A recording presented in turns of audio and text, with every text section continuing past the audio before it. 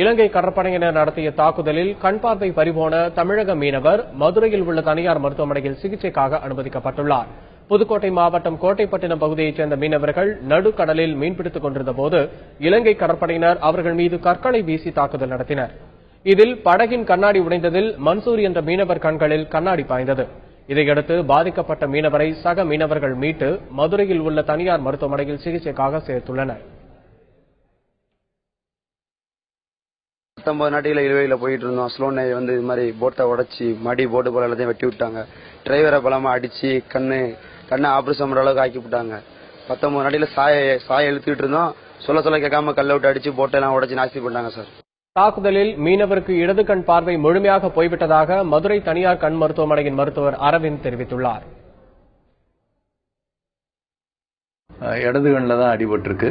இடது கண்ணில் இப்போதைக்கு அவருக்கு பார்வை இல்லை. வலது கண் நல்லா இருக்கு. வலது கண் பார்வை இருக்கு.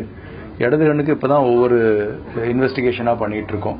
இன்வெஸ்டிகேஷன்லாம் பண்ணிட்டு முதல்ல வந்து அந்த கருவழி வந்து தையல் போடணும். கருவழி வந்து அடிபட்டதுல பாதிக்கப்பட்டிருக்கு, கிழிஞ்சிருக்கு.